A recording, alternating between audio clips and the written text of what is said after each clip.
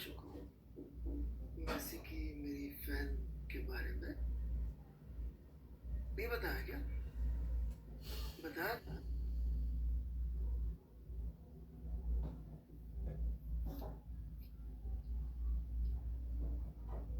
मैं 2 बार Barcelona camp now जा चुका हूँ और एक बार मेसी को लाइव खेलते हुए देखा हुआ है। राइट।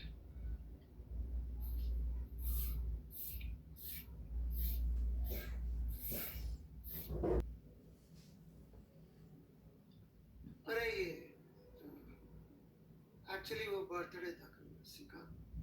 तो जनरली जब मेसी का बर्थडे होता है तो मैं काफ़ी सालों से इस टी शर्ट में क्लास लेता हूँ। राइट, बट अन अकेडमी पे इसी टी शर्ट में क्लास लेना अलाउड है, इस वजह से। ओके, नहीं तो मैं 24 जून को जो है क्लास इसी टी शर्ट में।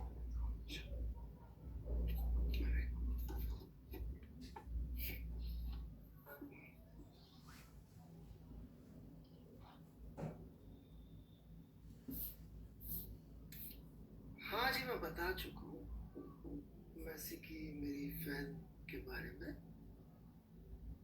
नहीं बताया क्या? बताया था।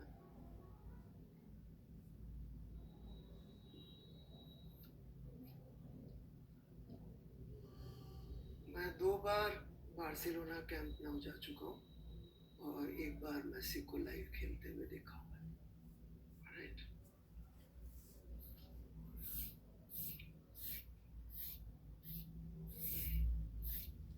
Camp now, Barcelona, one of my favourite cities. चले, कितने लोगों को फुटबॉल के बारे में ज़्यादा कुछ नहीं पता? Right, okay. जिनको नहीं पता, मैं एक लाइन में आपको फुटबॉल सिखा सकता हूँ। राइट, सीखनी है किसी को एक लाइन में फुटबॉल?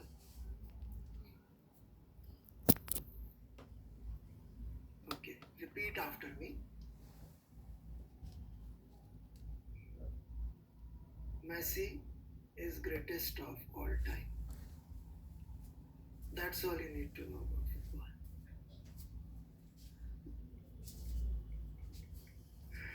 चलिए क्वेश्चन नंबर 33 पे आते हैं। ऑलराइट,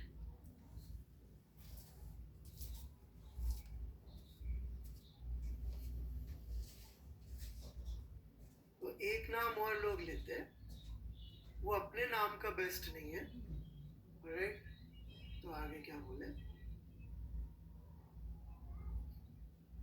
चले, तो HCV question number 33, beautiful question. इसका हमने वीडियो सॉल्यूशन भी पोस्ट किया था।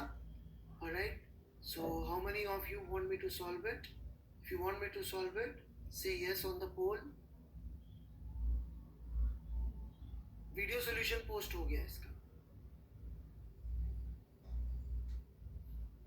so around 70% want me to solve it. Okay, I should have asked different question. Now I'm thinking,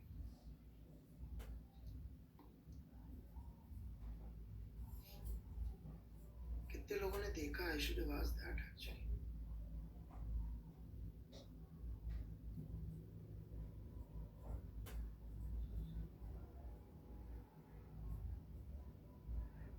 कितने लोगों ने वीडियो सॉल्यूशन देखा है? वो क्या सूडो फोर्स से करके दिखाया उसमें? अरे disregard it then, disregard the video solution. मैंने मना किया था उनको। somehow there was a mistake. Right, disregard the solution. वो सूडो फोर्स वाला सॉल्यूशन क्यों डाल दिया? आखिर थोड़ा मिसकम्युनिकेशन हो गया। मैं दे रहा हूँ solution. Here we go. Pen निकाल लीजिए, कॉपी निकाल लीजिए, शुरू हो जाइए। HCV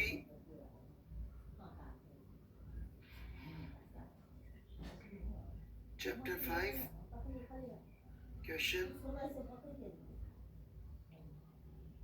33। Okay, So here we begin.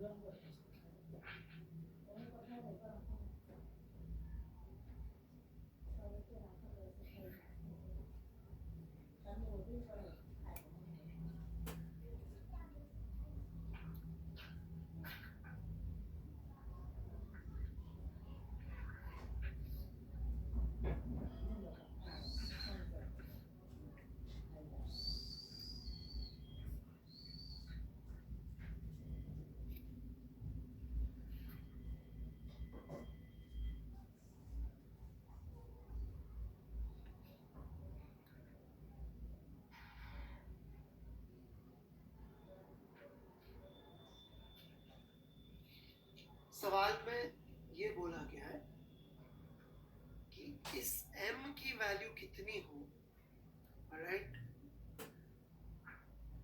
कि ये स्मॉल m इस ब्लॉक पे स्लिप ना करे।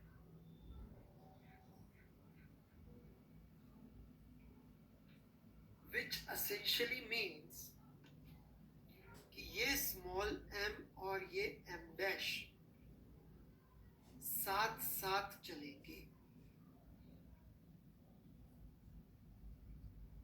यदि इसके ऊपर स्लिप नहीं कर रहा है तो इसका मतलब ये है कि यदि कैपिटल M डैश A से चल रहा है तो स्मॉल m भी A से चल रहा होगा। ये बात जिसको समझ में नहीं आ रही है नो लिख दीजिए बोल में। कैपिटल M डैश और स्मॉल m का हॉरिजॉन्टल में सेम एक्सेलरेशन होगा, क्योंकि सवाल में लिखा हुआ ये इसके ऊपर स्लिप नहीं कर रहा है। स्लिप नहीं कर रहा है का मतलब साथ चल रहे होंगे। ओके, जैसे कि यदि मेरे हाथ के साथ साथ ये रिमोट चल रहा है तो हम ये कहेंगे इस हाथ के ऊपर स्लिप नहीं कर रहा है। जब ये ऐसे चला गया तो फिर ये स्लिप कर रहा है।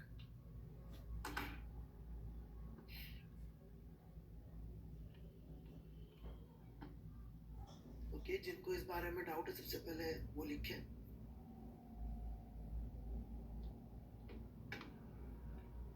आपका डाउट लिखें क्या है। स्लिप नहीं कर रहा है का मतलब जो मैंने बोला उसमें क्या डाउट है, प्लीज जल्दी से लिखें। देखिए सब बच्चों का टाइम बड़ा इंपॉर्टेंट है।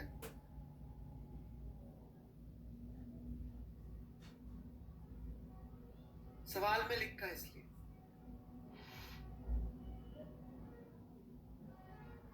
सवाल में लिखा है इसलिए।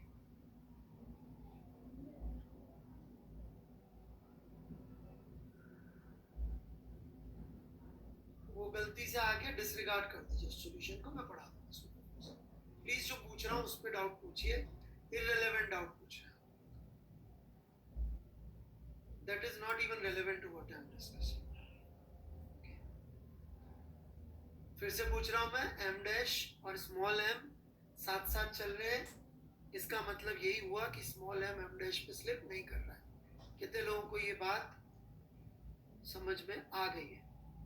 से यस यदि आपको समझ में आ गई है कि दोनों साथ साथ चल रहे हैं।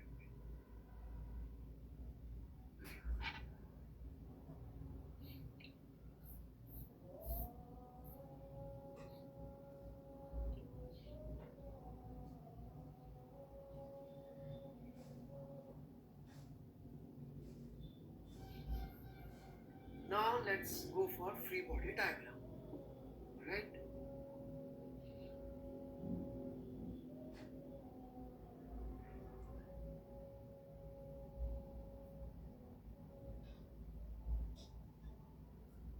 सबसे पहले m डैश का एफबीडी बना रहे हो।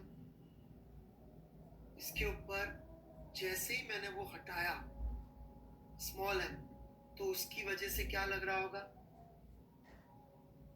नॉर्मल या mg? देखिए कितने लोगों ने गधे वाला सवाल किया हुआ है। Normal, very good.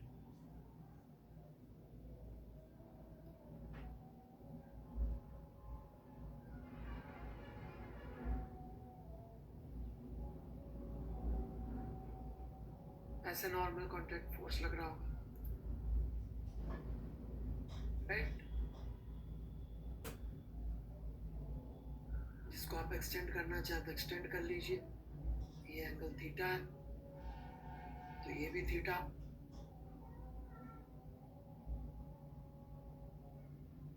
ये एंगल 90 माइनस थीटा साथ साथ लिखिएगा, नहीं तो समझ में नहीं आएगा। ये थीटा, ये 90 माइनस थीटा, हेंस ये वाला एंगल बिकम्स थीटा।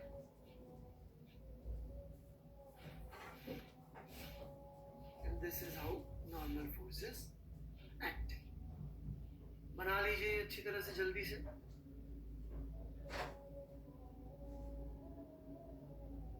प्लीज बना लीजिए। ये थीटा, तो ये 90 माइनस थीटा हो जाएगा एंगल, क्योंकि 90 डिग्री टोटल एंगल था और ये राइट ट्रायंगल है, तो ये थीटा हो जाएगा। या फिर ऐसे कर लीजिए, राइट, जैसे आपको समझ में कर सकते हैं। Very very easy. और इसके ऊपर कौन सा फोर्स लग रहा होगा? टेंशन का लग रहा होगा। और दो फोर्स और लग रहे होंगे जिनका कोई यूज नहीं है इस सवाल में, इसलिए मैं नहीं भी बनाता तो चल जाता। एक ये एम डैश जी और एक ये नॉर्मल डैश। क्यों किसी काम के नहीं? क्योंकि इसका एक्सेलरेशन इज एक्चुअली हॉरिजॉन्टल। तो I want you to write equation of force in this direction. Newton second law लिखिए इसके लिए, इस दिशा में। सब लोग अपनी कॉपी में लिखिए, राइट, सब लोग अपनी कॉपी में लिखिए। लिख के थम्स अप मार दीजिए।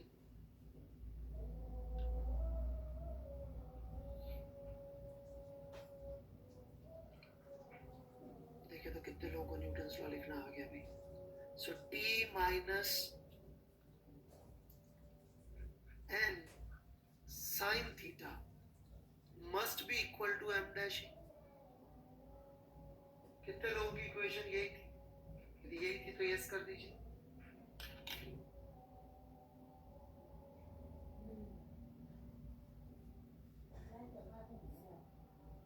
Only 70% got it right. Wow. चलिए मैं एक बार फिर से समझाता हूँ। ये रस्सी एक टेंशन का फोर्स लगा रही होगी और ये M एक नॉर्मल कॉन्टैक्ट फोर्स लगा रहा होगा।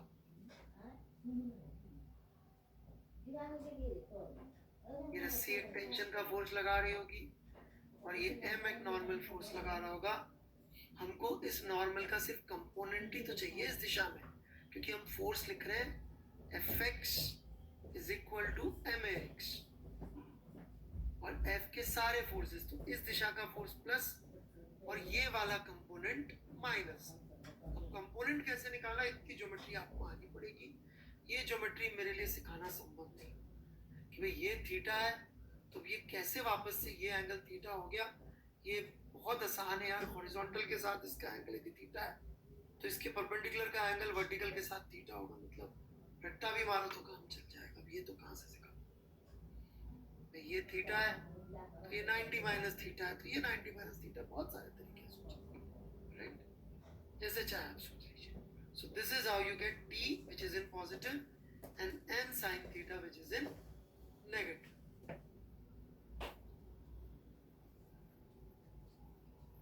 कितने लोगों की अब समझ में आ गई ये इक्वेशन? समझ में आ गई तो यस कर दीजिए।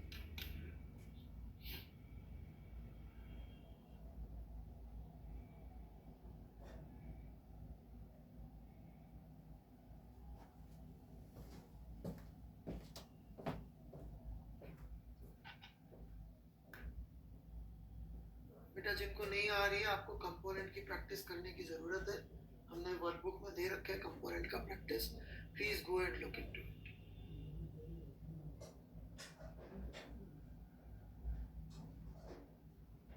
चलिए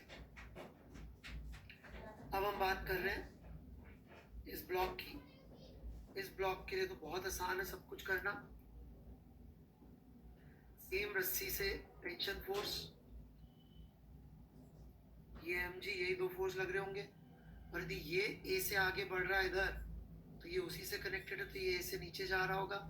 हेंस इसके लिए इक्वेशन लिखिए सब लोग। क्या आएगी इसके लिए इक्वेशन? लिखिए लिखिए, कॉपी में लिखिए इसके लिए इक्वेशन।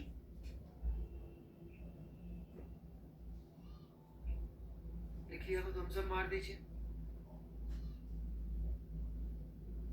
तो इसके लिए इक्वेशन आएगी mg minus t is equal to m. ये दोनों बिल्कुल आसान पार्ट थे सवाल के। टिपिकल पार्ट कब आएगा, जिस वजह से मैंने सवाल दिया था। ओके, कितने लोगों की इस ब्लॉक के लिए इक्वेशन पे सबसे पहले एफडी बनाइएगा और फिर इक्वेशन लिखिएगा। कितने लोगों की सेम इक्वेशन है एम, कैपिटल एम के लिए सेम है तो यस कर दीजिए।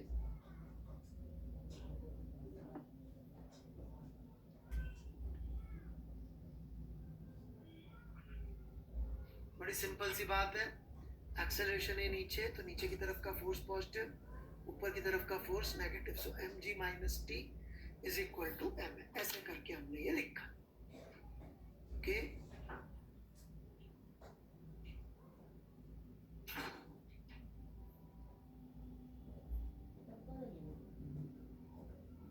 सो व्हाट इज द डाउट?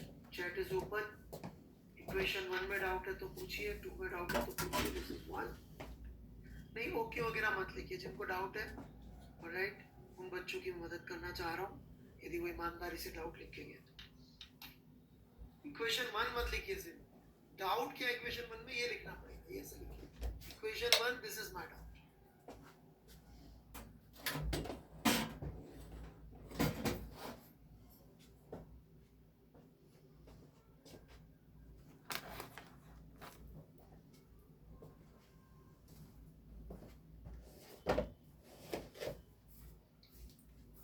एक ऐसे न्यूटन का सेकंड लॉ, रोहित सिंह जी सुना है आपने? F physical to m a, लिखा भी ऊपर।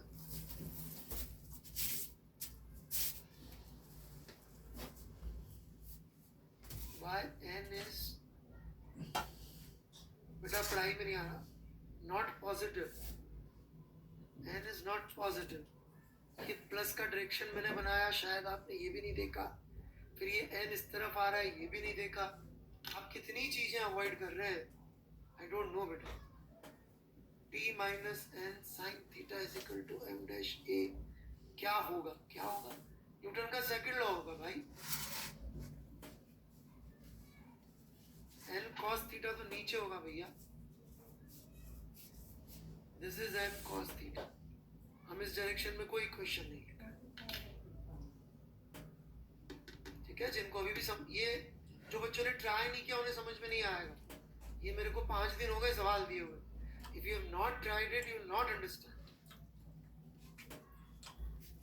ईमानदारी से बताइएगा। वैसे टीचर हूँ इसलिए ऐसा बुरा नहीं बोल सकता, बट जो झूठ बोले उसका टारगेट पूरा नहीं होगा। कितने लोगों ने सवाल ट्राई किया? कम से कम 3 बार, at least thrice you have tried at different times this question. Only 37%।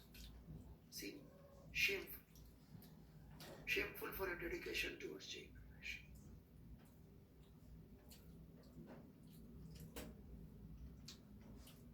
% of people who have not tried this question 3 times at 3 different times. ज्यादा उम्मीद मत रखिएगा, then you expect कि आपको समझ में आ जाएगा solution. So painful. I'm discussing best possible questions and giving you sufficient time to attempt जिससे आपको न्यूटन्स लॉ जीवन भर के लिए समझ में आ जाए। But you have missed the opportunity. Only 40% of you who tried it should actually ask doubts. Others should not even bother about this question if you have not tried it. Shameful. आप determined है कि आपका selection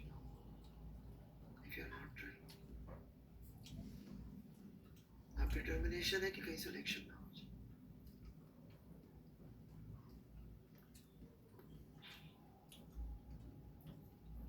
एक MG लग रहा होगा, एक normal लग रहा होगा, परपेंडिकुलर टू इंक्लाइन।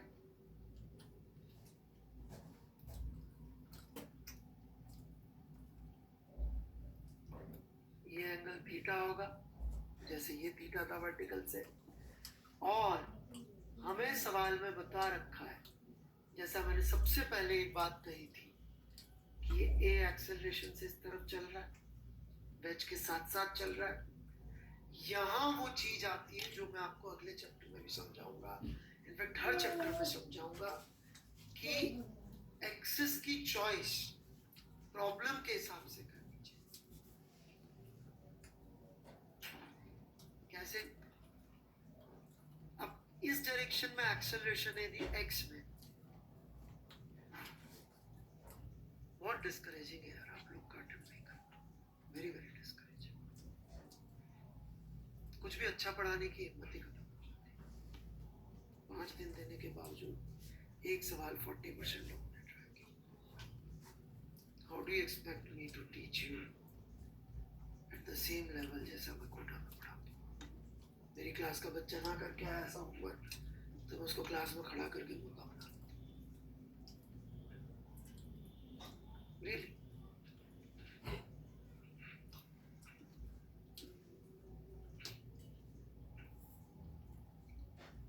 बेटा, इनपुट भी तो यही जैसा देना पड़ेगा या आपको आउटपुट यही जैसा चाहिए था?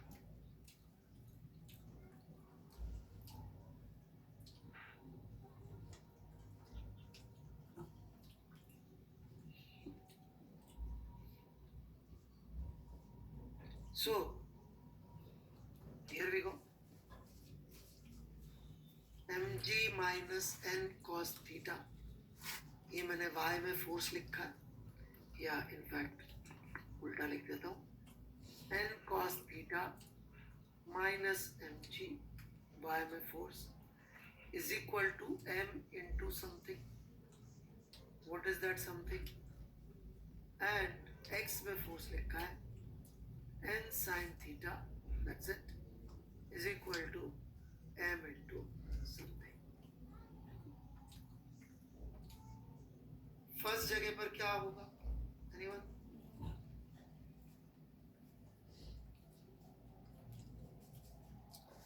Good. 0, क्योंकि y में इसका कोई एक्सेलरेशन नहीं।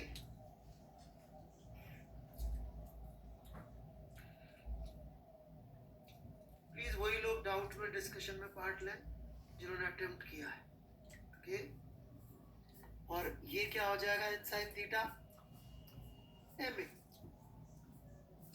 अभी यदि अपन रट्टा मार के बैठ जाए ना कि इंक्लाइन पे तो अपन ऐसे ही लेते हैं, तो कभी ये सवाल सॉल्व नहीं है।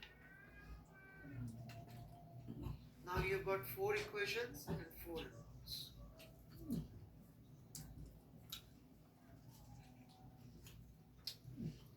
What are 4 unknowns? T, N, A and capital N.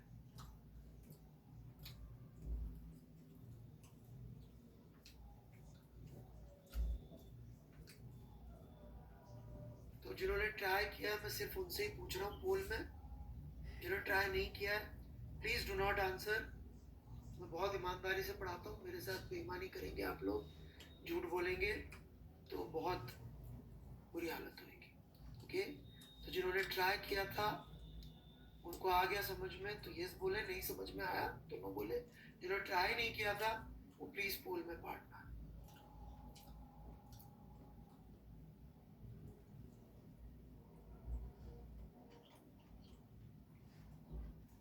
Okay, अभी भी कुछ लोग हैं जिनको समझ में नहीं आया।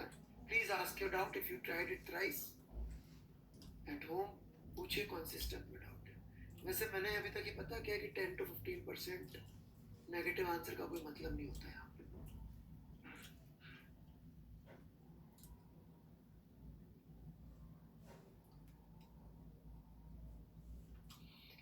m डैश एंड m को सिंगल बॉडी लेने से प्रॉब्लम ही होगी, 2 इक्वेशन गायब हो जाएगी, उससे फिर हमसे प्रॉब्लम सॉल्व नहीं होगी।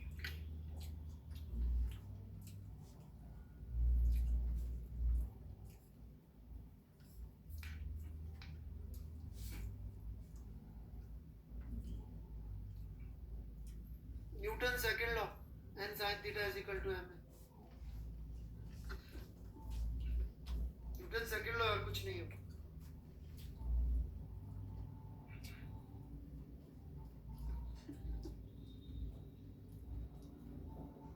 हाँ, क्योंकि आपने रट्टा मार रखा है कि इंक्लाइन पे तो एक्सेस ऐसे ही लेते हैं, ये रट्टा मार रखा है आपने, और राइट किसी ने मरवा दिया होगा ऐसा रट्टा, आपने मार लिया होगा।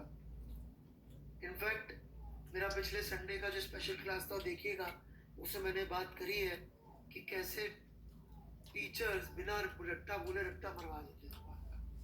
What's that special class?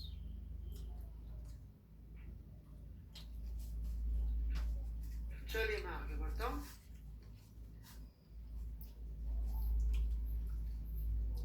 Mechanics वाला पिछले इस संडे जो राइट, मैकेनिक्स वाला, ठीक है।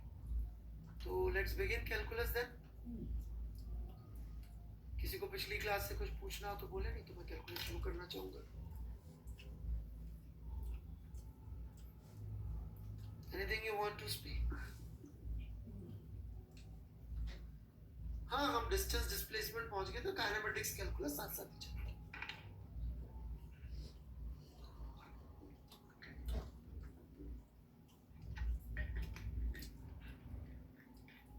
होमवर्क डिस्कशन में कुछ करना है? हाँ बोलिए बोलिए बोलिए बोलिए। we have already provided ना solutions.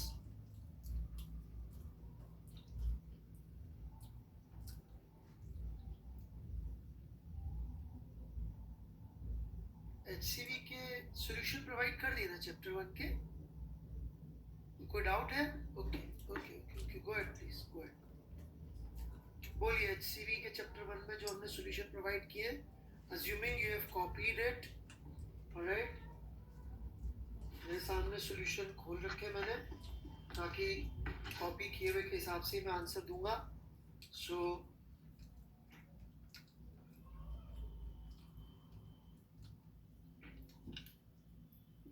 बोले 12 में क्या समझ में नहीं आया? 12 लिखने से कुछ नहीं होगा। चलिए कितने बच्चों ने 12 लिख दिया? नहीं, एक ही बच्चे ने 4 बार लिख दिया। ये spamming mister Aditya Kushwaha, bad idea. यूनिशन डिमेंशन की शीट में आज डाल। सिर्फ नंबर लिख के काम नहीं चलेगा। सॉल्यूशन जो आपने कॉपी किया है उसमें कौन सी स्टेप समझ में नहीं आ रही, ऐसे पूछना पड़ेगा। I am giving you 1 minute to give it a thought and then ask. ठीक है, give it a thought. 1 minute सब सांस ले लीजिए। सॉल्यूशन हमने पोस्ट किए हुए हैं टेलीग्राम ग्रुप में, ऑलराइट। उसको देख के फिर पूछिए कि सर इसके इस क्वेश्चन की ये वाला स्टेप आप बताइए, तो मैं बता दूं। नहीं तो it would be very cumbersome like this, because I can not be sure you have even looked at the solutions. फिर मैं कैसे धीरे धीरे आगे बढ़ के आपको और अच्छे सवाल करवाऊं? मैंने तो पता नहीं क्या क्या प्लान कर रखा आप लोगों के लिए। आज काफी बड़ा डिस्करेजमेंट था।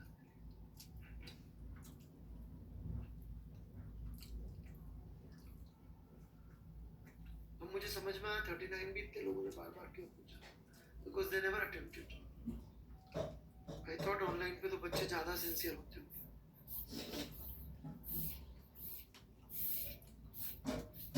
Okay, so I am opening the chat now, go ahead. सिर्फ नंबर लिखने से काम नहीं चलेगा।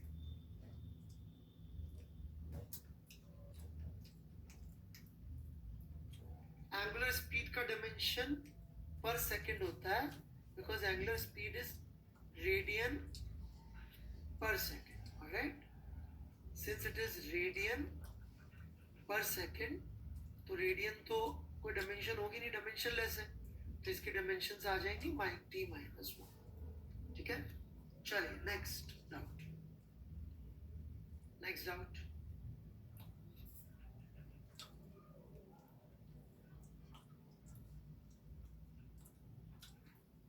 What is?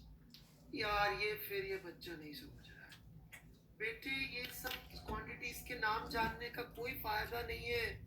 मैंने समझाया था, आपने मेरी क्लास ही नहीं सुनी है। इसका मतलब मैंने बोला था मैं आज नाम बता दूंगा तो जेई वाले वो नाम देंगे जो आपने कभी सुने ही नहीं होंगे।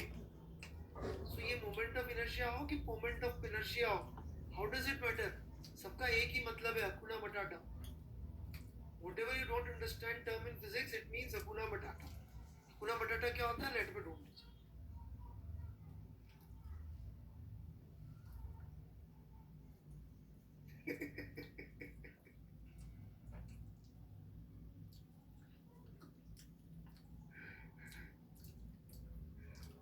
Any other question?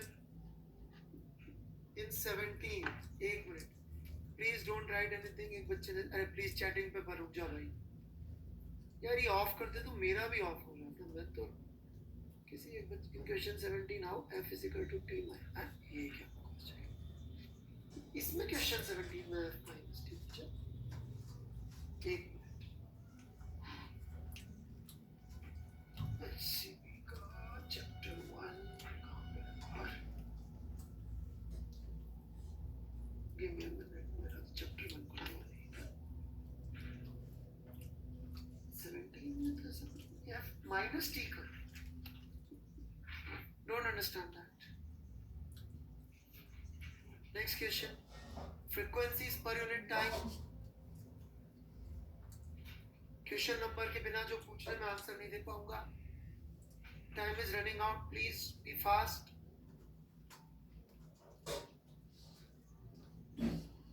हम लोग HCV का डिस्कशन कर रहे हैं, यूनिट्स एंड डायमेंशन का। क्वेश्चन 11 में CGS यूनिट, इसका क्या मतलब है भाई? क्वेश्चन 11 में CGS यूनिट, सो सॉल्यूशन दिया तो है, ये इस तरह से पूछेंगे नहीं चलेगा। जूल का अर्क कैसे बनाया? जूल का अर्क का डेरिवेशन आपको चैप्टर में मिल जाएगा। 1 जूल कितने अर्क के बराबर है?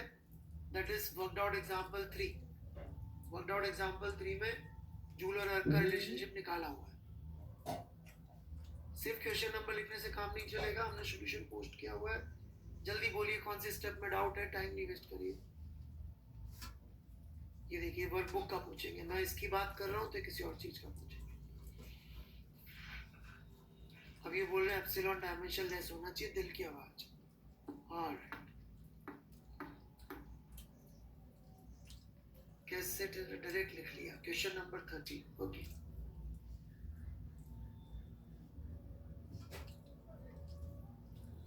ऑलराइट, ठीक है। Question number 13, let's take it.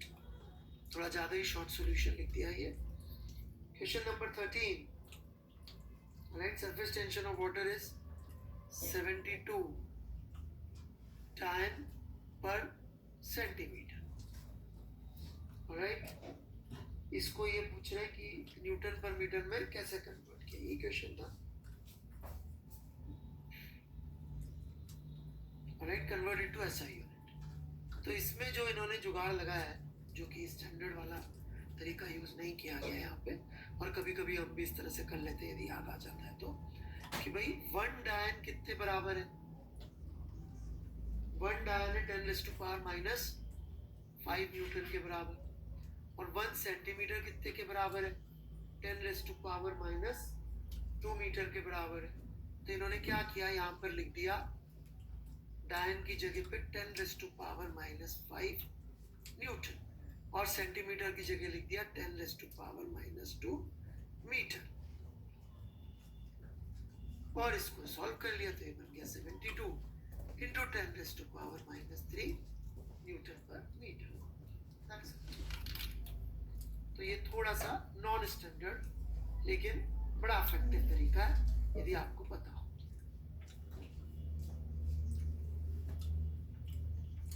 और कोई question with any step?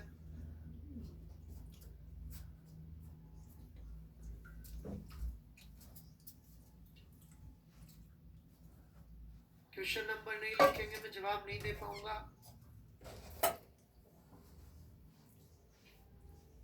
Okay, I don't see any other questions coming now. Alright, so workbook का डिस्कशन के लिए मैं अब जो है अगला डिस्कशन का टाइम रखूंगा। उसके अंदर जो है हम लोग वर्कबुक के जो सवाल आप लोगों ने अटेम्प्ट करे होंगे वो मैं ले लूंगा।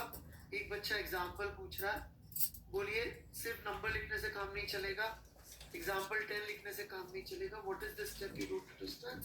सार्थक, please write the whole thing rather than writing 4 times example 10.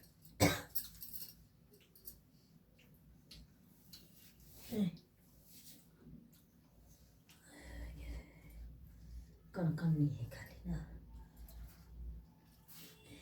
छोड़ा कर जार में छोड़ा के ओके, सार्थक जी ने अभी तक कुछ नहीं लिखा, सिर्फ एग्जाम्पल 10 लिख के छोड़ दिया। क्वेश्चन फॉर शॉर्ट आंसर्स मैंने अभी नहीं दिए।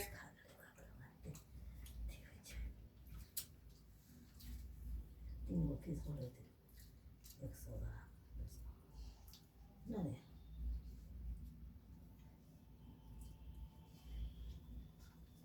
चलो किसी ने कुछ नहीं पूछा, इतनी देर में आगे बढ़ते। सो अब हमारे पास दो काम बचे हैं। ऑलराइट, एक काम तो हमारे पास बचा है कि भाई हम लोगों को जो वर्कबुक आप लोगों को हमने न्यूटन्स लॉ की दे रखी है उसका डिस्कशन करना। ऑलराइट, तो उसके डिस्कशन के लिए I am thinking about some strategy, क्योंकि आप लोग थोड़ा सा चीटिंग कर रहे हैं जैसा मैंने आज देखा, बिना अटेम्प्ट करे पूछ रहे हैं।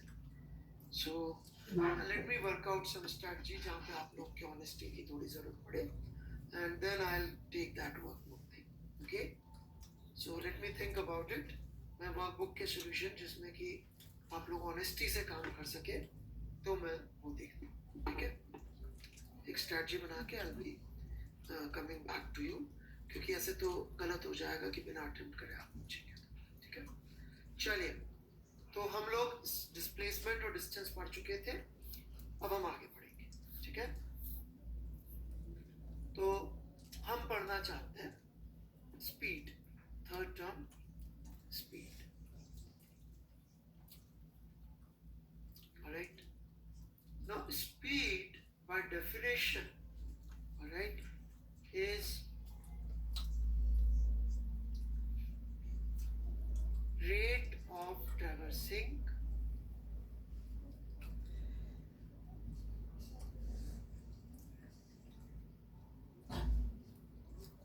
distance,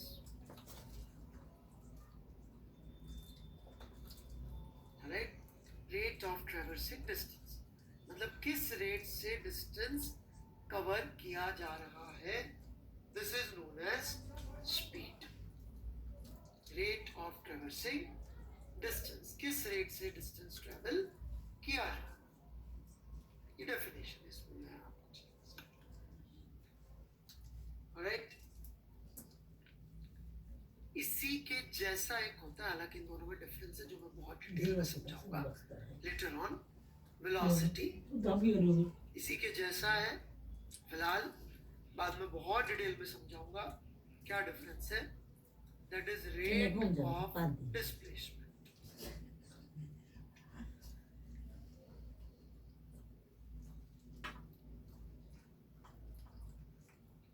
रेट ऑफ डिस्प्लेसमेंट, यहां पे अभी हमको जिस चीज पे ध्यान देना है वो एक्चुअली ये टर्म रेट ऑफ।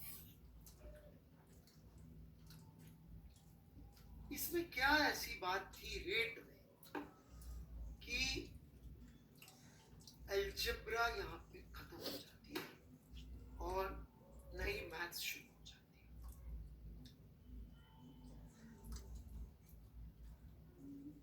है। ये मैं आपको सबसे पहले समझाना चाहता हूँ। सो लेट्स से एक पार्टिकल, चीजों को इजी रखने के लिए बिल्कुल स्ट्रेट लाइन में चल रहा है। एक पार्टिकल स्ट्रेट लाइन में चल रहा है एक्स एक्सिस के अलावा, और उसका एक्स यदि हम देखें तो एक पर्टिकुलर फंक्शन फॉलो कर रहा है।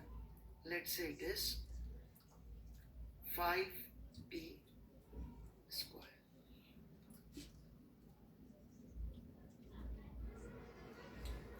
और हमसे किसी ने पूछा कि बताइए t इज इक्वल टू 0 से लेकर t इज इक्वल टू 2 के बीच में उसकी एवरेज, यहाँ पे फर्क नहीं पड़ रहा दोनों टर्म्स में, इसलिए मैं स्पीड या वेलोसिटी कुछ भी लिख सकता हूँ, बट फिलहाल वेलोसिटी को यूज कर रहा हूँ मैं।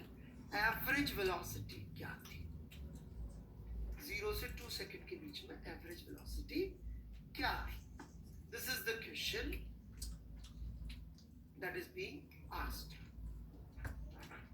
Alright, so what you will see is this, कि t is equal to 2 second पे अपन देख लेंगे x का वैल्यू कितना है.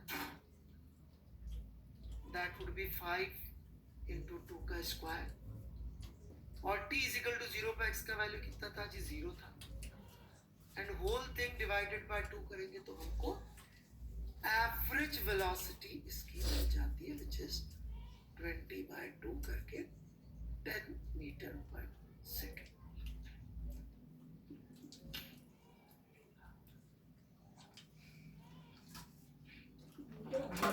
यहाँ तक किसी को कुछ बोलना है?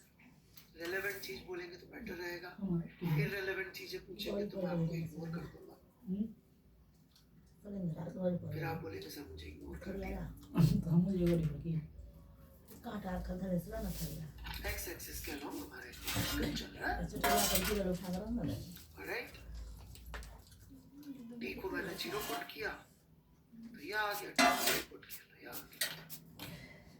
चलो, टी इज इक्वल टू 1 तो मैंने कहीं पुट ही नहीं किया है. जो मैंने पुट नहीं किया उसमें डाउट है. और ये दिया हुआ है, इट इज गिवन कि ये पार्टिकल ऐसे चल रहा है. अब मुझसे कोई एक सवाल पूछे कि what is the velocity eight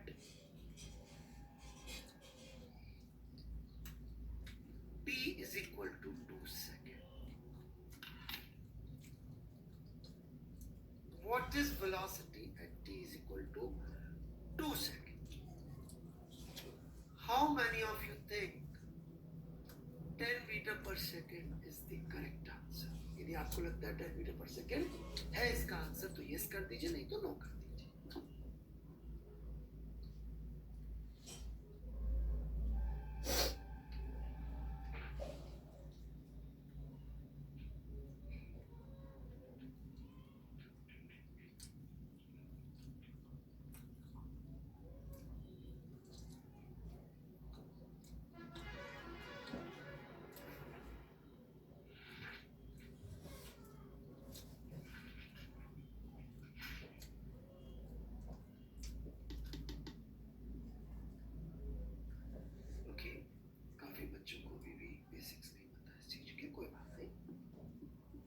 जैसे मान लीजिए आप एक ड्राइव पे निकले, राइट, अपने घर से, राइट, हाईवे पे आप जा रहे हैं, राइट, पड़ोस के शहर में 200 किलोमीटर की दूरी, 200 किलोमीटर डिस्टेंस.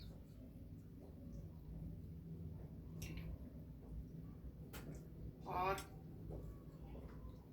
ये आपका डेस्टिनेशन. और लेट्स से आपको 4 घंटे पहुंचने में लगे.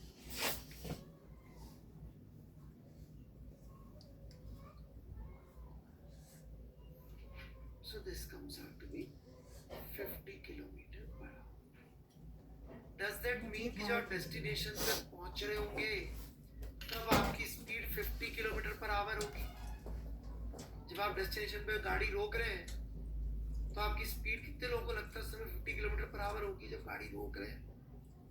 या आपको लगता है उस समय 50 किलोमीटर पर आवर आपकी स्पीड है? तो सही है.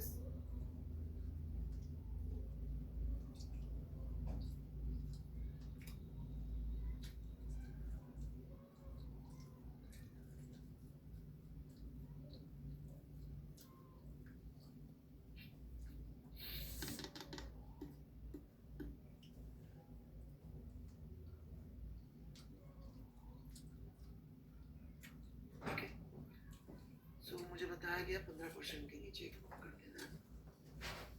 फिर भी 8% बच्चों को लगता है गाड़ी रोक रहे हैं तब स्पीड 50 किलोमीटर पर आवर है. मतलब कि विरोधाभास देखिए आप, राइट, रोक रहे हैं मतलब वेलोसिटी 0 है और 50 भी.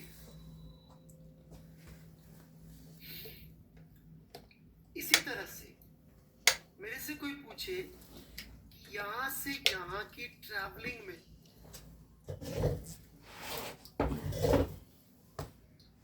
एवरेज वेलोसिटी कितनी, तो वो ये ऐसे कि पूछे यहाँ से यहाँ तक की डिस्टेंस ट्रैवलिंग में एवरेज वेलोसिटी कितनी थी ये रहा। क्या इसका मतलब पूरे 2 घंटे जब गाड़ी स्टार्ट हुई तब भी 50 थी और जब गाड़ी रुकी तब भी 50 थी और बीच में भी सब जगह 50 थी?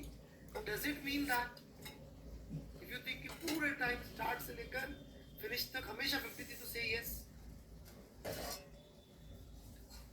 कभी वेरिएशन नहीं हुआ था, कभी स्पीडोमीटर ने 50 के अलावा कुछ नहीं दिखा होगा। यदि आप 200 किलोमीटर गए तो वह स्पीडोमीटर 4 घंटे तक कंटिन्यूस 50 पे रहा। If you think that sense okay, no one thinks that okay, वो चार क्या करेंगे, टाइम पास करने आ रहे हैं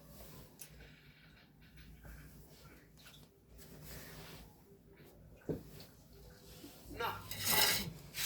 इस जर्नी के दौरान स्पीडोमीटर, स्पीडोमीटर आजकल तो डिजिटल भी होते हैं, राइट, खासकर डिजिटल वाला हो तो वो हर मोमेंट पे अलग अलग नंबर दिखाता रहता है, करीब करीब। वो जो हर मोमेंट पे नंबर दिखा रहा है, कभी दिखाता है 100, कभी दिखाता है 101, कभी 100.5, कभी 20.5, कभी ऑलमोस्ट 5। रास्ते में भैंसे आ जाती है तो देश है अपना, इंसान और भैंसे साथ साथ ही रहते हैं, राइट। तो भैंस आ जाएगी रास्ते में तो 5 भी दिखाता है और बिल्कुल खुला हाईवे होगा तो 120 भी दिखाते, 118 भी दिखा देते हैं, 118। तो वो जो वो दिखा रहा है 118, what is that? That's what we want to explore.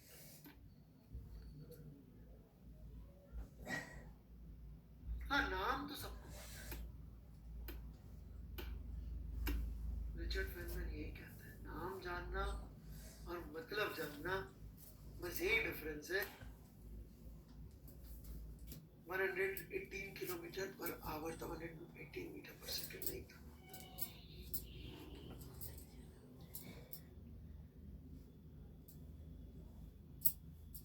What does that mean? This is what I'm going to discuss. हाँ, नहीं, नाम बहुत बढ़िया, नाम बहुत बढ़िया, इंस्टेंटेनियस नाम सबको पता है।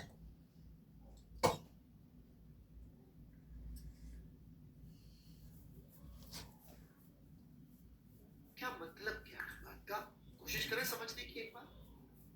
क्यों इसका मतलब समझने के लिए मैथमेटिक्स की एक पूरी ब्रांच बन गई, सोचने लायक बात है। आप लोगों को तो पता है, जरूरत ही नहीं लगती, आप लोगों को तो नाम पता है, you know the name instantaneous velocity, so you don't need it. So जिनको पता है, ज्ञानी लोग, क्यों अपना टाइम वेस्ट कर रहे हो?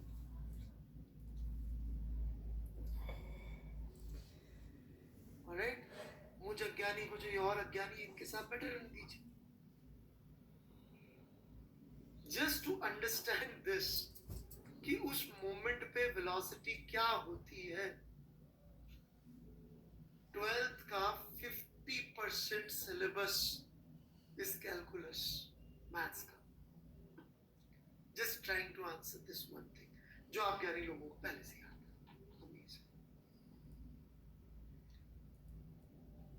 So, this is the problem calculus solves. What is the problem calculus solves? Unless you understand the problem that particular mathematics is solving, आपको वो मैथ सिवाय इक्वेशंस के कुछ नहीं लगेगा। किसी को याद है what problem vectors solved? Vectors ने कौन सी प्रॉब्लम सॉल्व करी थी? Do you remember that? Direction लिखने से काम नहीं चलेगा, आपको डायरेक्शन नहीं पता थी तो भी आप चल तो सकते थे।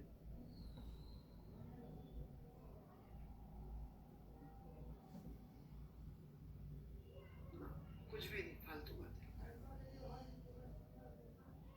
डायरेक्शन ऑफ फोर्स, फोर्स का D of force, divide the force, सब फालतू बातें। What problem vector solved? No, not detective story. That was a joke.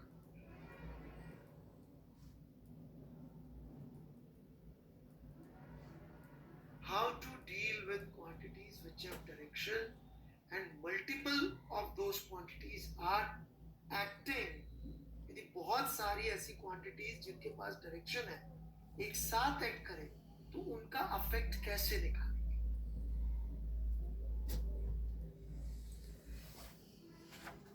That's what vectors do. भी आपको वेक्टर समझ में कंपोनेंट तो उस प्रॉब्लम का सॉल्यूशन है.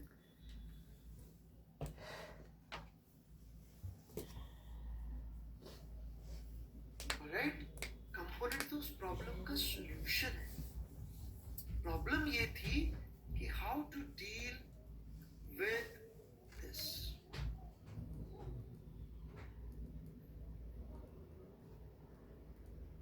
पता नहीं आपको वो कहानी याद रह गई, उसका बेसिक सेंस याद नहीं रहा कि यदि ऐसे अलग अलग फोर्सेस लग रहे तो हमारे पास जितनी भी पॉसिबल अलजेब्रा थी वो इसका सॉल्यूशन नहीं देती थी. And to solve that we needed components. क्या आगे बढ़ते नाउ. सो लेट्स से एक पार्टिकल ऐसे चल रहा है कि उसका एक्स कोऑर्डिनेट इस तरह से वैरी कर रहा है. राइट, जो भी बहुत जल्दी में है कि सर आप तो फॉर्मूले बताओ आगे बढ़ो, उन लोगों ने देखा हुआ है, उनको न्यूटन्स लॉ भी आते थे, उनको नॉर्मल रिएक्शन फोर्स भी आता था, उनको for every action there is equal and opposite reaction जैसी वाहियात चीजें भी आती थी. फिर हमने एक सवाल कराया था जिसमें दो प्राणी थे एक जैसे, दिखने में अलग, दिमाग से एक जैसे, वहां जाके उनका सब बांटा फूट गया, है ना. दो प्राणी थे इधर से एक जैसे, दिखने में बिल्कुल अलग. कई सारे लोग वो दूसरा वाला प्राणी निकले थे. All right, so have patience if you want to learn, क्योंकि मैं रियल फिजिक्स पढ़ाता हूँ. ऑलराइट, हम न्यूटन की गुरु शिष्य परंपरा में आते हैं, बहुत टाइम लगता है, धीरे धीरे सीखा. So x is equal to 5t square. किसी ने बोला मुझे velocity at t is equal to 2 second जानना है. एट 2 सेकंड मुझे एवरेज वेलोसिटी नहीं जाननी है 0 से 2 की. ना ना, this is not what I want to know कि 0 से 2 की एवरेज वेलोसिटी निकाल दीजिए. ये नहीं पूछ रहे 2 सेकंड पे वेलोसिटी जानना. सबसे पहले कोई भी चीज जानने से पहले क्या ये निकालनी चाहिए कि नहीं, से पहले हमें ये एस्टेब्लिश करना चाहिए कि इस चीज का कोई मतलब भी है कि नहीं. मैं बोलता एक ऐसी क्वांटिटी जिसका मैग्नीट्यूड और हकुना मटाटा हो उसको हम वेक्टर कहते हैं, तो आप बोलते सर ऐसे तो ऐसी कोई चीज होती ही नहीं. तो क्या t is equal to 2 second पे वेलोसिटी होती है? पहले हमें ये एस्टेब्लिश करना पड़ेगा कि इस बात का कोई अर्थ है कि नहीं है. यदि अर्थ है फिजिक्स कहती है तो फिर मैं इसको जाके कोई जुगाड़ ढूंढूंगा. ये अर्थहीन है तो वी डोंट नीड मैथ्स. वो मैथ्स खुद ही बहुत अर्थहीन काम करती है. पिछली क्लास के लास्ट के 5 मिनट समझा कि मैथ्स कितने अर्थहीन काम करती है. राइट, फिलहाल हम ये बात कर रहे हैं कि भाई क्या t इज 2 सेकंड में वेलोसिटी का मतलब है. How do we know that कि मतलब है कि नहीं? Very simple. x की वैल्यू यदि मैं निकालूं, right,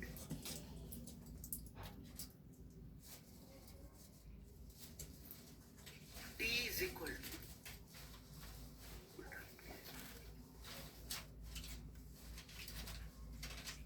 right, t is equal to 1.999 second पर तो कुछ x की वैल्यू आएगी. आप बोलेंगे तो मैं निकाल दूं. t इज इक्वल टू 2.000 पे निकालूंगा तो एक डिफरेंट वैल्यू आएगी x की, और t इज इक्वल टू 2.001 पर निकालूंगा तो एक डिफरेंट वैल्यू आएगी x की. यहाँ पे अलग वैल्यू, यहाँ पे अलग वैल्यू. 2.001 की बजाय आप बोले तो 2.000000000 आप बोले तो लेक्चर एंड तक भी टाइम पास कर सकता हूँ मैं 0 लिखते हुए। 1 पे भी निकालूंगा तो भी x की जो वैल्यू आएगी वो x की जो वैल्यू 2 पर आई थी उसके बराबर नहीं आएगी। What does that mean? It mean कि वो exactly t is equal to 2 second पर चल रहा होगा, तभी उसके जस्ट बाद और जस्ट पहले कुछ तो अंतर आ रहा है। जस्ट पहले और जस्ट बाद यदि x की वैल्यू में चेंज आ रहा है तो इसका मतलब देयर इज अ पॉसिबिलिटी कि वो चल रहा होगा, मतलब कि उसके पास कोई वेलोसिटी है। First thing we have to understand is instantaneous velocity नामक कोई चीज एग्जिस्ट करती है। If you do not establish that, फिर मैथ्स कर भी लोगे तो कोई मतलब नहीं। हमने एस्टैब्लिश कर दिया इस आर्गुमेंट से कि हम टाइम की अलग अलग वैल्यू डालते हैं 2 के आसपास की, तो x की वैल्यू चूंकि चेंज हो रही है इसका मतलब वो t is equal to 2 पे रुका हुआ तो नहीं है, कुछ तो हो रहा है। All right, something like this we are saying.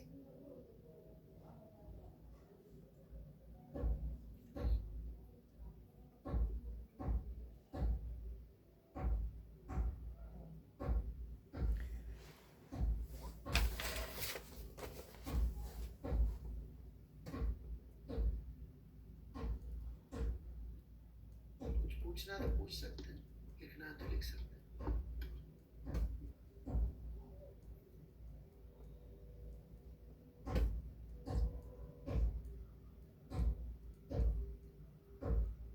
सबको कितने लोगों को समझ में आ गया कि उसके पास t is equal to 2 second पर भी चल रहा था? यदि समझ में आ गया तो यस कर दीजिए।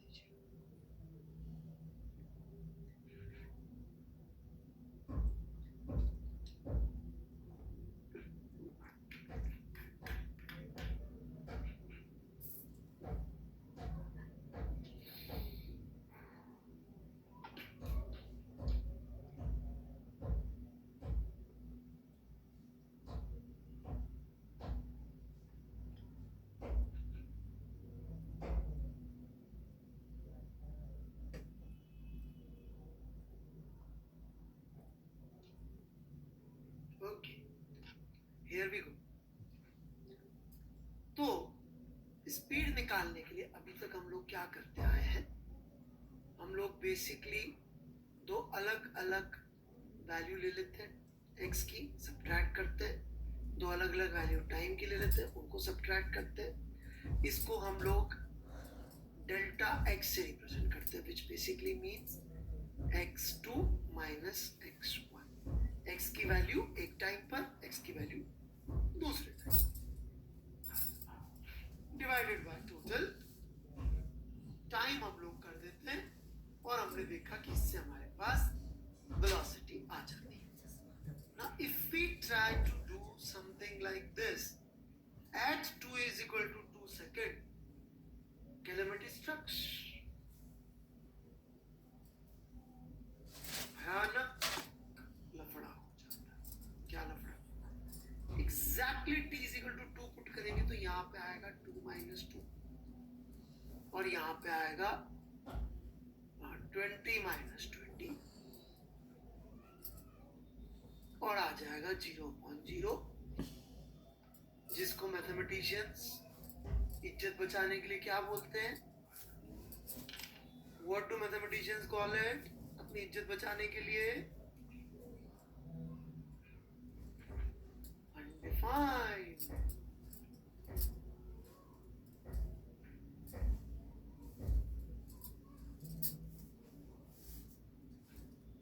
क्योंकि t is equal to 2 second पे निकालना है तो हम टाइम तो फ्लो होने नहीं दे सकते,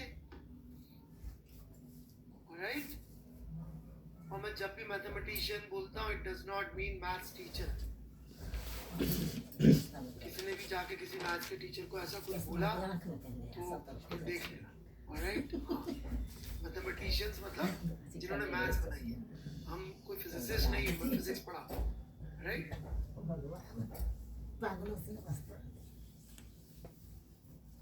चलिए प्लीज दोबारा समझते हैं हम लोग। p is equal to 2 second पे निकाली ना वेलोसिटी, एग्जैक्टली 2 सेकंड पे। तो 2 सेकंड पे टाइम कितना फ्लो होगा? 0। टाइम फ्लो नहीं होता चलेगा कितना? 0। So conventional algebra fails us miserably here. उसको इंस्टेंटेनियस रेट ऑफ चेंज समझ में नहीं आती। हाँ, कुछ ज्ञानी लोग यहाँ पे जरूर आए थे, अभी भी होंगे, जिनसे मैंने पूछा तो बोल रहे थे sir t equal to 2 second पे वेलोसिटी होती है। कई ज्ञानी लोग थे यहाँ पे, भारी ज्ञानी,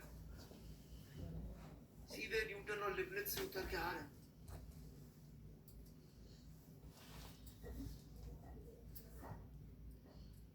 तो ज्ञानी लोग कुछ प्रकाश डालना चाहेंगे, कुछ कमी रह गई हो मेरे से, मैं भी सीख लूंगा थोड़ा सा।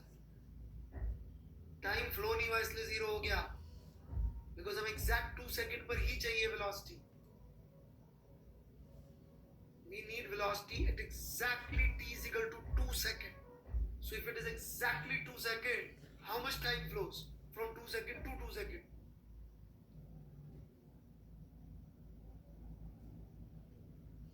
See, that's it.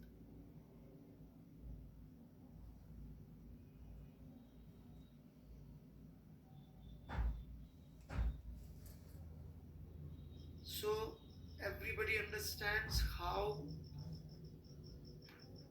algebra fails to deliver us instantaneous rate. If you understand, say yes. This is the failure of algebra. When this fails, we go to the next thing. Okay. So algebra cannot help us find instantaneous rate. वो जो speedometer हमें दिखाता है ना गाड़ी में, algebra को समझ में नहीं आता वो क्या दिखा रहा है।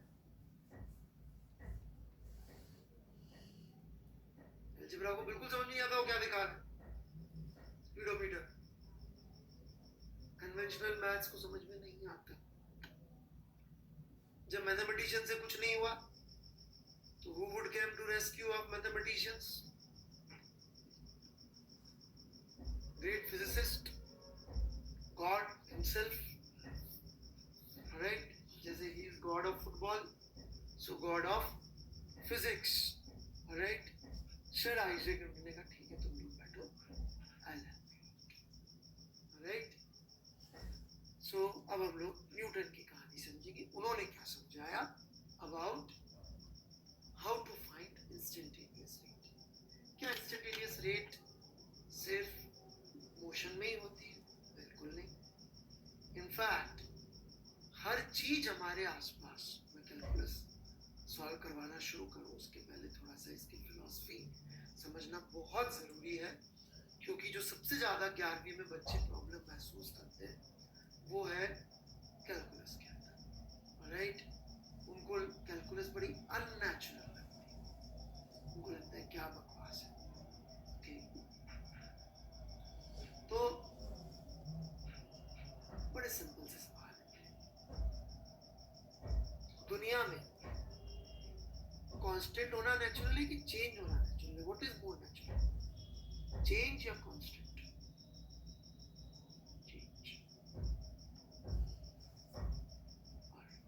Change is the most natural.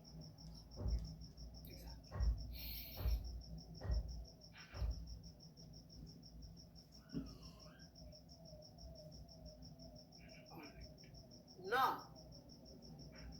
जब भी कोई वेरिएबल चीजें आएंगी जिसका मतलब हुआ नेचुरल कोई भी चीज आएगी वैरी कर रही होगी और हम जानना चाहते हैं वो कैसे वैरी कर रही है, जो कि बिल्कुल नेचुरल है, राइट। क्यों जानना चाहते हैं कैसे वैरी कर रही है? बिकॉज फिजिक्स में हमको हर चीज को नंबर्स में चाहिए। तो कैलकुलस नेचुरली इस दुनिया में आती है, कोई अननेचुरल चीज नहीं है, राइट।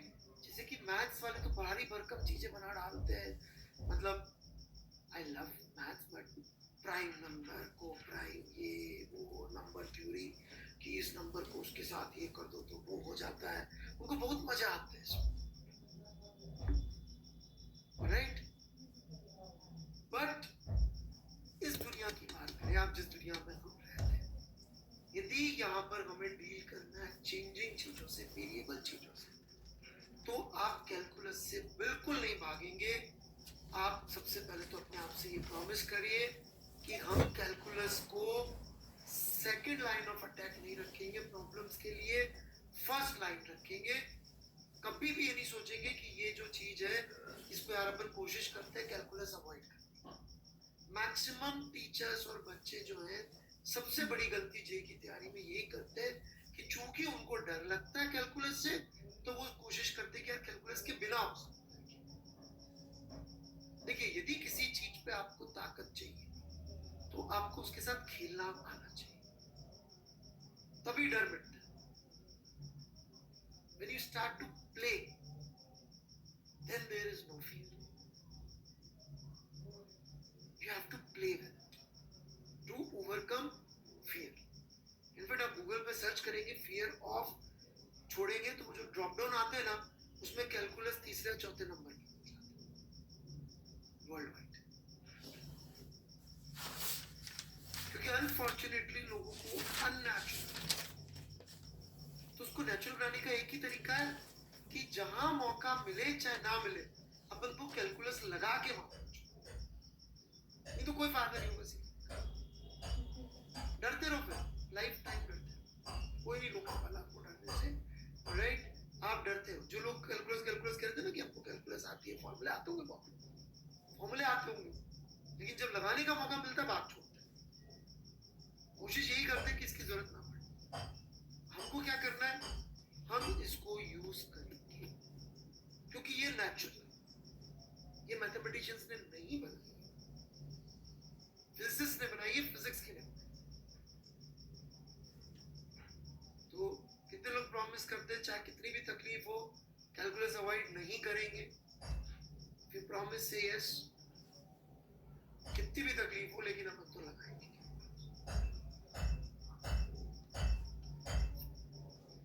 राइट? शुरू में होगी, धीरे धीरे कम हो जाएगा। क्या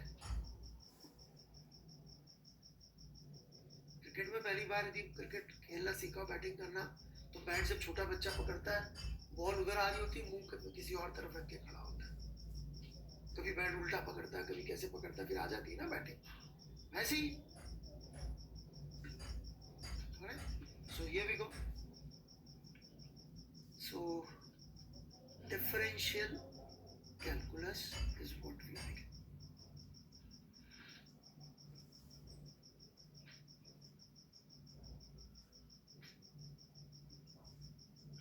ठीक है? डिफरेंशियल कैलकुलस एक बार फिर से याद दिला दूं, क्या प्रॉब्लम सॉल्व करती है ये इंस्टेंटेनियस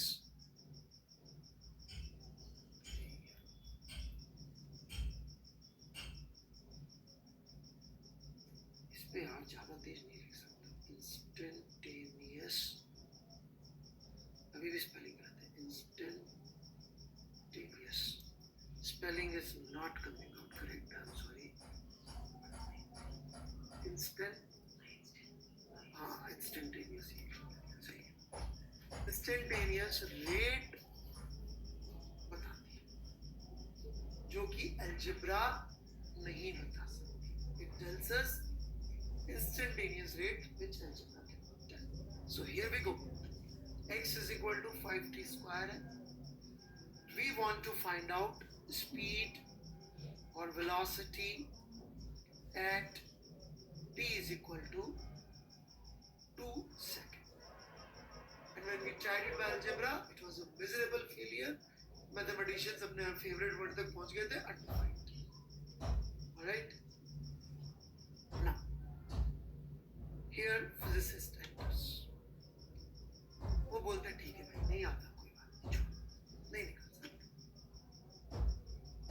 क्या हम एवरेज वेलोसिटी निकाल सकते हैं? हाँ, एवरेज निकाल सकते हैं। एवरेज वेलोसिटी इज x का value at some time minus उसके पहले का टाइम अपॉन वो दोनों टाइम का डिफरेंस, राइट? ठीक है, तो इसको थोड़ा हम मैथमेटिक्स में लिख रहे हैं। कैसे कि ध्यान से देखिएगा, लिखिएगा साथ साथ।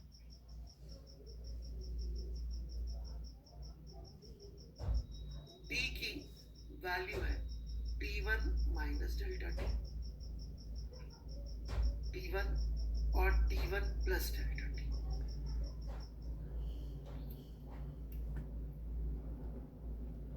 Delta t here refers to small amount of time. Delta t का मतलब है स्मॉल अमाउंट ऑफ टाइम।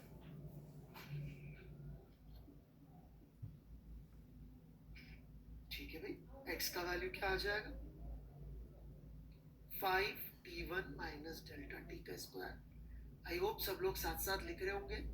कई लोग बहुत ध्यान से सुन रहे होते हैं, उनको किसी ने सिखा रखा है कि बेटा ध्यान से सुनना है। बिल्कुल नहीं सुनना है, ध्यान से लिखना है, अपने आप ध्यान से सुनिए।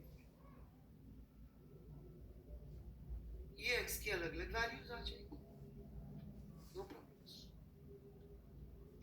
लेट्स से हम एवरेज वेलोसिटी निकालना चाहते हैं T1 माइनस डेल्टा टी से लेकर T1 के बीच में। कहने का मतलब यदि ये पार्टिकल चल रहा था तो ये यदि T1 टाइम था तो हम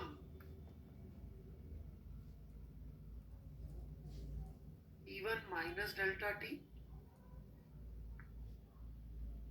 और T1 प्लस डेल्टा टी के इस ड्यूरेशन और इस ड्यूरेशन में वेलोसिटी निकालना चाह रहे हैं, एवरेज वेलोसिटी। इस ड्यूरेशन में अलग निकालूंगा, इस ड्यूरेशन में अलग निकालूंगा, एवरेज वेलोसिटी। भाई अपन ने तो उम्मीद छोड़ी थी जब मैथमेटिशियंस ने गिव अप मार दिया कि सीरीज वेलोसिटी नहीं आती, तो अपन ने कहा नहीं आती, तुम बड़े लोग कह रहे हो अनडिफाइंड, तो हम कौन होते? तो हम तो एवरेज निकाल रहे, राइट? इतने बड़े आदमी बारी बारी मैथमेटिशियन तू बना कर दिया, हमारी क्या होता? तो हम तो एवरेज वेलोसिटी निकाल रहे, right? So V would be this value minus this value, that is 5T1 square minus 5T1 minus delta T का square upon T1 minus T1 minus delta T. So आपने शायद a square minus b square सीखा होगा कभी, I hope so. Minus delta t का square, so ये बन गया 2T1 upon minus delta T1 and T1 minus delta t का करेंगे तो delta t upon delta t. This is what we अब ग्रेट सर आइजैक न्यूटन ने, पहले लिख लें आप तक, लिख लें फिर मैं आगे बढ़ूंगा। T1 माइनस डेल्टा टी का करेंगे तो delta t upon this is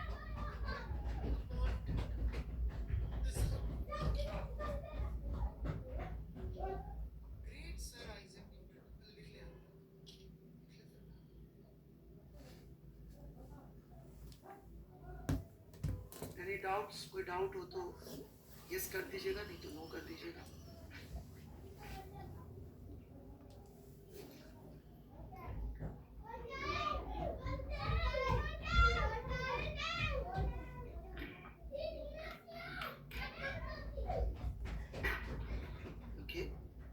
basic maths में भी कोई बच्चों को डाउट है? भाई हमने किया कुछ नहीं है, x की वैल्यू ये वाली उठाई थी, उसमें से x की ये वैल्यू को सब्ट्रैक्ट किया है ताकि हम इन दोनों मोमेंट्स के बीच की एवरेज वेलोसिटी निकाल सके। ये फॉर्मूला यूज किया। फिर भी डाउट है तो चैट खोल दिया मैंने, आपने यदि लिख लिया है तो पूछ ले, मैं डाउट का जवाब जरूर दूँ। बाकी कुछ ज्ञानी लोग ज्ञान देना चाहते हैं, उनका ज्ञान सर आंखों पे।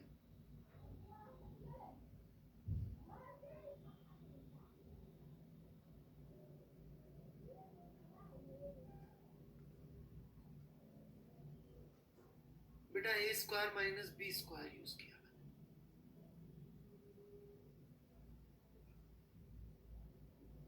Delta is a very small amount of time, right, छोटा time.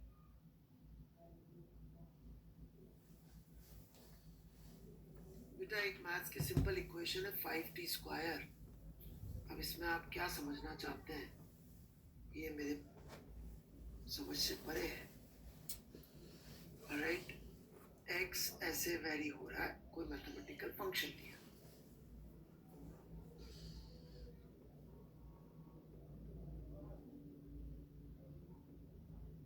So probably you have not written.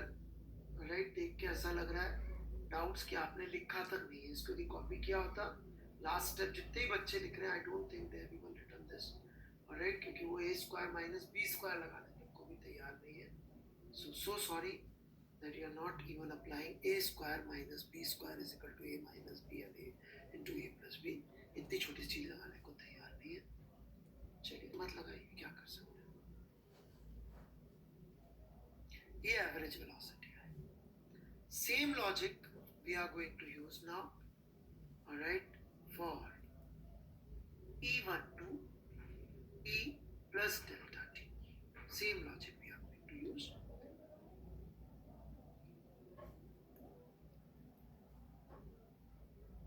That is 5 t1 plus delta t का square minus 5 t1 square upon t1 plus delta t minus t1 and solve it. So this becomes 5 into, right, a square minus b square. अब जिनको नहीं आता बेटा दिमाग में करना, क्या करेंगे अपन. Right,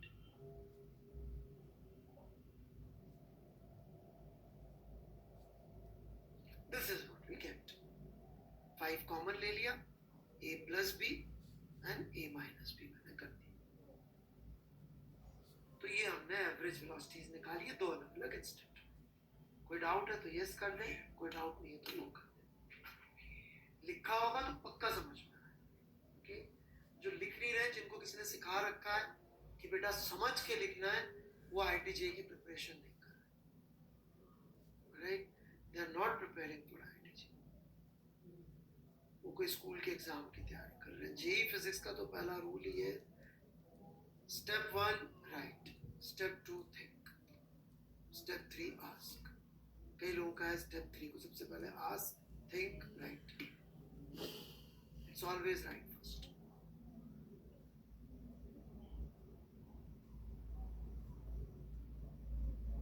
So if you have doubts, you can ask.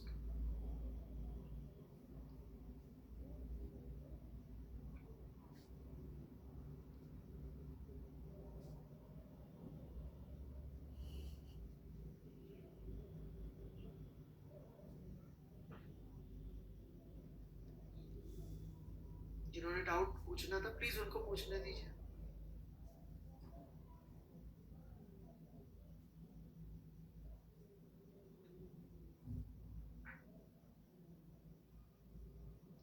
No doubt is being asked. क्यों नहीं कट किया, मेरी मर्जी है. मेरे को जो लिखना लिखो, नहीं कट किया मेरी मर्जी.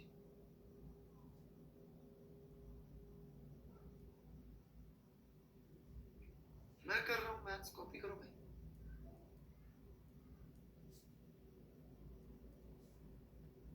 चलो देखिए, 20% लोगों ने 17-18% बोला था डाउट है, पर जो पढ़ा रहा हूं उससे उनको डाउट नहीं है. उनको दीन दुनिया के बहुत सारे डाउट है. चलिए here we go then. We are very close. Now listen very carefully. Genius of God himself. Alright. मैं अक्सर कहता हूँ कि जैसे आप भगवद गीता में भगवान कृष्ण बताते हैं गॉड का डेफिनेशन, पक्षियों में मैं बाज हूँ, पशुओं में मैं शेर हूँ, तो जरूर वो कहते हैं फुटबॉलर्स में मैं मेसी हूँ, साइंटिस्ट में मैं न्यूटन हूँ. राइट, यदि भगवद गीता प्रवचन अब से 100 साल बाद होता, this is what he would have said. Alright, okay. So see how brilliant nature is working through Sir Isaac Newton. वो बोलते हैं कि यार ये डेल्टा टी से डेल्टा टी काटने का जैसा कई लोग एडवाइस दे रहे हैं, यदि हम वो कर दे तो प्रॉब्लम ये हो जाती है कि डेल्टा टी को जीरो रखने के बाद ये नहीं कर सकते. हमें क्या करना पड़ रहा है इंस्टेंटेनियस वेलोसिटी निकालने के लिए? इंस्टेंटेनियस रेट निकालने में प्रॉब्लम क्या आ रही थी? Let's go back. ये डेल्टा टी को हम क्या रख दे रहे थे? जीरो. जैसे ही जीरो रखते हैं ये 0.0 की फॉर्म हो जाती है. जैसे ही हम इसको डेल्टा टी को जीरो रखते हैं 0.0 की फॉर्म हो जाती है. तो उन्होंने कहा यार हम डेल्टा टी को जीरो नहीं करेंगे, राइट? नहीं करेंगे तो काट सकते हैं, परंतु यदि इसको जीरो नहीं करेंगे, ध्यान से समझिएगा मेरी बात, ये डेल्टा टी को जीरो नहीं करेंगे तो जो निकलेगी वो एवरेज वेलोसिटी निकलेगी. You see the problem? If you make it zero it becomes 0.0, and if you don't make it zero you don't get instantaneous velocity, you get average velocity.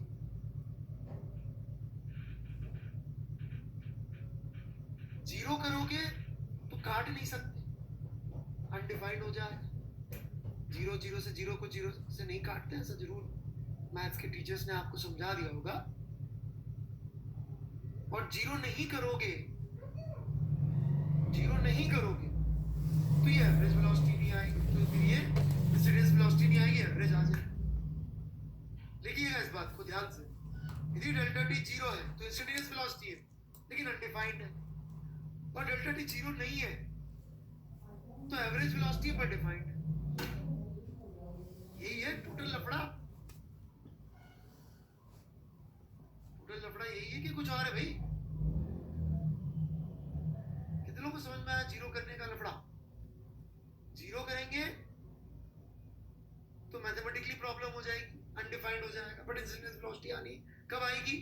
For incidence velocity delta T should be zero. For incidence velocity delta T should be zero, but mathematics fail हो जाती है. यहां पहुंच जाते हैं अपन 0.0 का form. If delta t is not zero, then we don't get incidence velocity, we get average velocity. So this is the problem we are facing.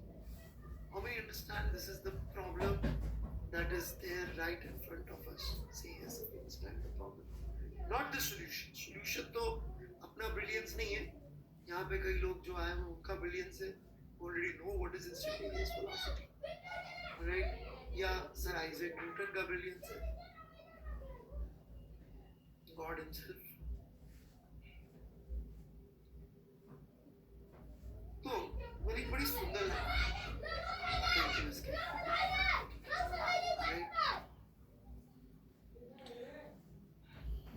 वो बोलते हैं कि calculus is the approximate method which gives exact results.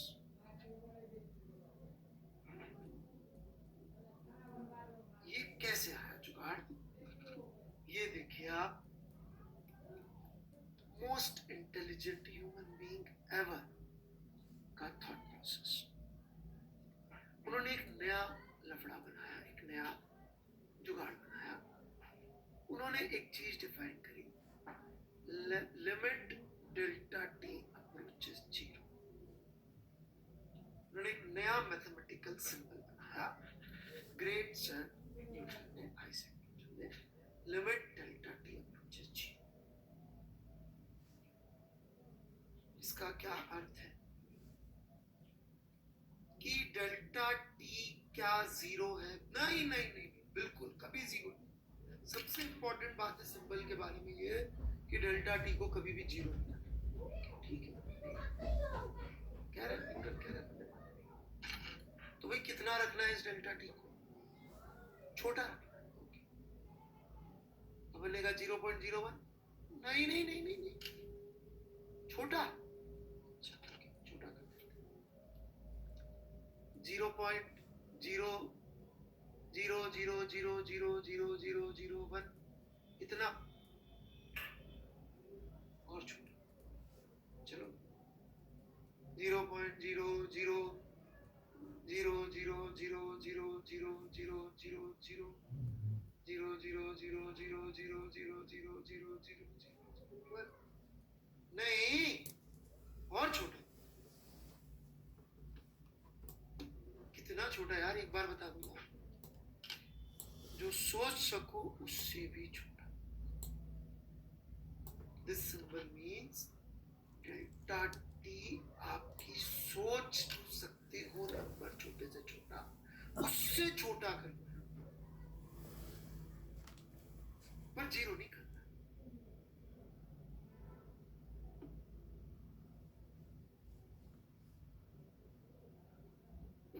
Right, जो सोच सको उससे भी छोटा करना,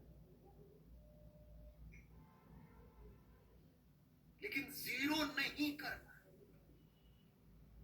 उन्होंने ऐसा अमेजिंग नंबर डिफाइन, जो सोच सको उससे भी छोटा, लेकिन नॉट जीरो। और जैसे अपन ने बोला नॉट जीरो, तो मस्त काट सकते हैं भाई। गणित तो ये कहती है ना, जीरो नहीं है तो काट दो, काट दिया, जीरो नहीं है तो लो। गणित को तो जीरो से प्रॉब्लम थी, हमने कहा जीरो तो नहीं है, क्या है, infinitesimal. The correct word of saying जो सोच सको उससे छोटा इज इनफाइनाइटेसिमल। जैसे एक होता है इनफाइनाइट, जो सोच सको उससे बड़ा, ऐसे इनफाइनाइटेसिमल जो सोच सको उससे छोटा परंतु है। चूंकि है, जीरो नहीं है, इसलिए काट सकते हैं। काट सकते हैं तो हम क्या देखते हैं, अभी कहानी खत्म नहीं है, ध्यान से सुनिएगा, मैक्सिमम लोग नहीं समझते हैं। ये है t माइनस डेल्टा टी से t के बीच की वेलोसिटी एवरेज, और ये है एवरेज वेलोसिटी t से t प्लस डेल्टा t के बीच की। पीछे से कॉपी कर रहा हूं, आप लोगों की कॉपी में तो सामने ही होगा। जो लोग साथ साथ नहीं लिख रहे हैं वो बच्चे बहुत लंबे टाइम मैं जो फिजिक्स सिखाना चाहता हूँ, बहुत सुंदर फिजिक्स, और राइट, जो मैं कॉन्फिडेंस देना चाहता हूँ आपको कैलकुलस में, जो कॉन्सेप्चुअल क्लैरिटी देना चाहता हूँ, कभी नहीं मिलेगी। इसलिए अपनी आदत बदल डालिए, लिखिए, साथ साथ लिखिए, समझने का वेट मत करिए। आज तक आपको बिल्कुल गलत चीज सिखाई गई है, सीखने सोचने के नाम मैं कह रहा हूं। ये एवरेज वेलोसिटी है। अब यदि हम ये लिखते कि limit delta T approaches zero, तो ये चीज क्या हो जाएगी, ये हो जाएगी t1, और उसके जस्ट बगल वाला इंस्टेंट, कितना बगल वाला, इतना बगल वाला कि वो t1 पे आके बैठ रहा करीब। तो इमेजिन करना है कि यदि मैं यहां पर डेल्टा टी को जीरो कर पाता, करना नहीं है, करना नहीं है, करेंगे तो मैथ्स वाले नाराज हो जाएंगे। जीरो करना नहीं है, इमेजिन करना है कि यदि हम जीरो कर पाते तो क्या हो जाता, सब डेल्टा टी हो जाता, डेल्टा टी जीरो हो जाता। सेम इधर कि यदि हम जीरो कर पाते, करना नहीं है, करेंगे तो मैथ्स वाले नाराज हो जाएंगे, तो ये भी डेल्टा टी हो जाता। तो हमें एक इशारा मिल रहा है कि यदि हम जीरो कर पाते तो इस मोमेंट की, इस इंस्टेंट की वेलोसिटी इतनी हो जाती। There are quite complex theorems which actually prove this in a much more rigorous way. Obviously we cannot do that, alright? बहुत rigorous complex theorems है मैथ्स की जो ये prove कर देती हैं कि this is the exact value that if it was possible to make delta t zero तो आती, because we are imagining कि यार डेल्टा टी जीरो करके देखते क्या होता है, तो हमने यहाँ क्या चतुराई दिखाई, डेल्टा टी को जब काटना था तब जीरो नहीं किया और बाद में जब करना था तब कर दिया। बहुत लोकल लेवल की भाषा स्ट्रीट स्मार्टनेस। और रिगरस मैथ्स पढ़नी है तो मैथ्स वालों का काम है, वो सिखाएंगे जिसको फर्स्ट प्रिंसिपल या फंडामेंटल थ्योरम वगैरह कुछ कहते हैं, तो वो सिखाते हैं रिगरसली। अपन तो सिर्फ बोल के समझा देते कि भाई देखो, इमेजिन करो कि यदि डेल्टा टी जीरो होता तो हम क्या देख रहे हैं कि t1 माइनस डेल्टा टी से मैं t1 की तरफ जाऊं तो भी वो इसी नंबर की तरफ इशारा कर रहा है, और t1 से t1 प्लस डेल्टा टी की तरफ जाऊं तो भी वो इसी नंबर पे इशारा कर रहा है। इसका मतलब यदि मैं t1 पे निकाल पाता तो यही आता।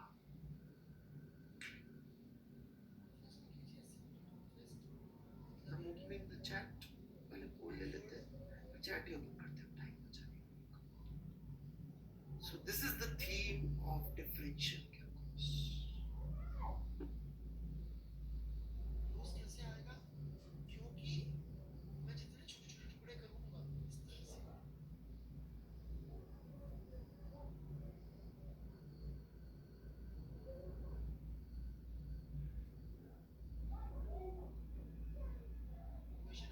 करना भी नहीं है, tending to zero, tending to zero.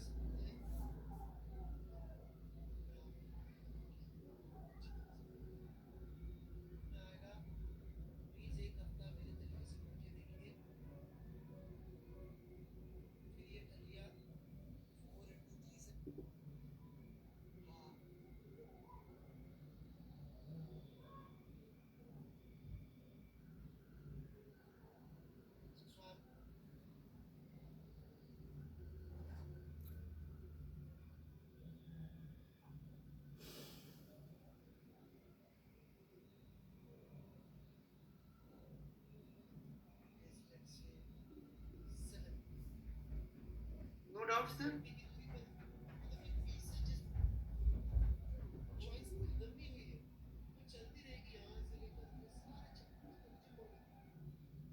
कोई डाउट्स है तो बोल दीजिए, यस नो बोल ले लेते हैं। If you have doubts, say yes.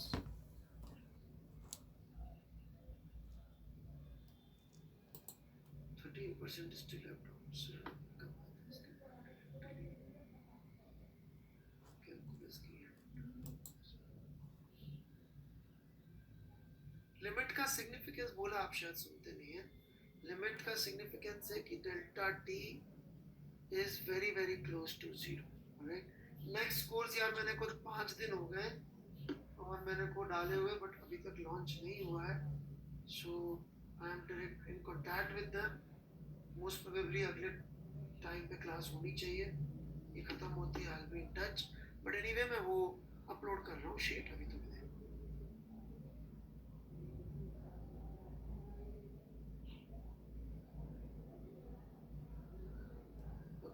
चलिए देन, बाय बाय।